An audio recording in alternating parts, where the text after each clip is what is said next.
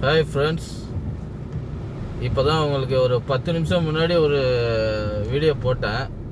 10 நிமிஷம் இருக்காது, ஒரு 25 நிமிஷம் 30 நிமிஷம் முன்னாடி ஒரு வீடியோ எடுத்தேன். அதே பகுதி இப்போ பாருங்கள், எந்த அளவுக்கு மழை பெஞ்சிருக்கு, எந்த அளவுக்கு தண்ணி இன்க்ரீஸ் ஆகிருக்குன்னு பாருங்கள். ஃபுல்லாகவே தண்ணி தான். அந்த வண்டி பாருங்கள், அரை டயர் நிரம்பி இருக்குது. இந்த பகுதியில் உள்ள மக்கள் தயவுசெய்து வண்டியெல்லாம் கொஞ்சம் சேஃப்டியாகவே இது பண்ணிக்கோங்க. நிறுத்திட்டு ஒரு மணி நேரம் 2 மணி நேரம் ஏதாவது ஒரு வேலையாக போயிட்டு வந்தீங்கன்னா திரும்ப வண்டி அந்த இடத்துல நிற்குமா, இல்லை மிதந்து இந்த பக்கம் ஈசிஆரோ இல்லை அந்த பக்கம் செங்கல்பட்டோ போயிடுமான்னு கேரண்டி கிடையாது. அந்த அளவுக்கு மழையோட சீற்றம் ரொம்ப ஜாஸ்தியாக இருக்குது. மழையோட அளவும் பார்த்தீங்கன்னா அரை மணி நேரம் 1 மணி நேரத்துக்கு இங்கே பாருங்கள், ஒரு அரை மணி நேரம் முன்னாடி தான் இந்த வீடியோ போட்டேன். இப்போ பாருங்கள், பீச்சில் அலை அடிக்கிற மாதிரி இருக்குது. நம்ம ரோட்டில் இருக்கோமா இல்லை பீச்சில் காற்று வாங்கிட்டு இருக்கோமா அப்படிங்கிற மாதிரி தெரியல. இங்கே பாருங்கள், ஃபுல் அண்ட் ஃபுல்லு தண்ணி. ஒரு அம்மா கிடக்குறாங்க பாருங்கள், முட்டி அளவுக்கு தண்ணி இருக்குது. ஜஸ்ட் ஒரு 1/2 hourல இது எடுத்தது, 1/2 hour முன்னாடி இந்த வீடியோ. இப்போது அந்த வீடியோ எடுத்தது, இந்த வீடியோ அடுத்த 1/2 hourல பாருங்கள் எந்த அளவுக்கு தண்ணி இன்க்ரீஸ் ஆகிடுச்சுன்னு பாருங்கள். கோடை காலத்தில் மக்கள் தண்ணி இல்லை அப்படிங்கிறாங்க, ஆனால் மழை காலத்தில் தண்ணியாலேயே ரொம்ப பிரச்சனை உள்ளாகுது. இந்த பாருங்கள், இந்த பகுதி ஃபுல்லாகவே, இந்த ரோட்டை ஃபுல்லாகவே ஆக்கிரமிச்சிருச்சு தண்ணி. புதுசாக யாராவது ஏரியாவில் வரும்போது தயவுசெய்து இந்த ஏரியாவை யாரும் எடுக்க வேண்டாம்.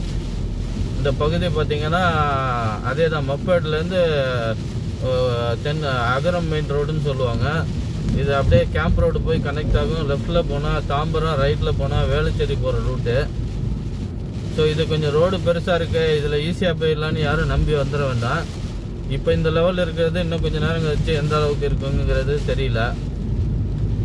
ட்ராவலர்ஸ் மேக்ஸிமம் இந்த ரோடுன்னு இல்லை, எந்த ரோடுமே அவாய்ட் பண்ணுறது நல்லது.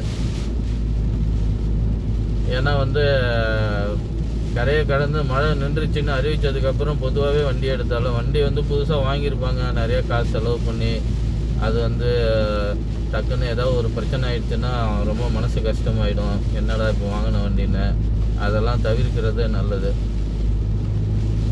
இந்த பகுதியெல்லாம் கொஞ்சம் மேட்டு பகுதியாக இருக்குது. சப்போஸ் வாகனங்கள் ரொம்ப தாழ்வான பகுதியில் இருக்கிறவங்க, வண்டி நிறுத்தினா சேஃப்டி இல்லைன்னு நினைக்கிறவங்க கொஞ்சம் இந்த மாதிரி மேட்டு பகுதியில் ஓரமாக நிறுத்திட்டு அப்பப்போ பார்த்துக்கணும். அதுவும் ரொம்ப முக்கியமான விஷயம். ஏன்னா நீங்கள் சரி மேட்டில் தானே நிற்கிது அப்படின்னு சொல்லி நம்ம நம்பி இருக்க முடியாது. காற்றும் அடிக்கிறனால ஈரப்பதங்கள் ஓவராகி மரங்கள் எல்லாமே ஊறி போயிருக்கும். உங்களுக்கு எலக்ட்ரிக் கம்பங்கள் கூட பார்த்திங்கன்னா எங்கே பார்த்தாலும் ஊறி போயிருக்கும். அப்போ சின்னதாக காற்றடிக்கும் போது அது சாயறதுக்கு நிறைய விஷயங்கள் இருக்குது. நிறைய தகரங்கள், பெரிய பெரிய போர்டு, இந்த பாருங்க மேலெல்லாம் பார்த்திங்கன்னா எங்கே பார்த்தாலும் விளம்பர பலகையெல்லாம் வச்சுருக்காங்க. அதெல்லாம் காற்றடிக்கும் போது கலந்து உழுவுறதுக்கு வாய்ப்பு இருக்குது. மக்கள் மேலே போனால் அவங்க மேலே பட்டு விபத்துக்குள்ளாகிறதுக்கும் நிறையா வாய்ப்புகள் இருக்குது. அதனால் முடிஞ்ச அளவு அவாய்ட் பண்ணிக்கோங்க. சென்னைக்கு கடற்கரை பீச்சை பார்த்து ரசிக்கலான்னு நினைக்கிற மக்கள் இப்போ சென்னையையே கடற்கரையாக உட்காந்து டிவியில் மற்ற மாவட்டங்களில் உள்ளவங்கெல்லாம் பார்த்துக்கிட்டு இருப்பாங்க. ஸோ பார்த்து என்ஜாய் பண்ணுங்கள். அடுத்த வீடியோவில் இன்னும் எவ்வளோ உக்கிரமாக இருக்குது இல்லை பெட்டராக இருக்காங்கிறத பார்க்கலாம்.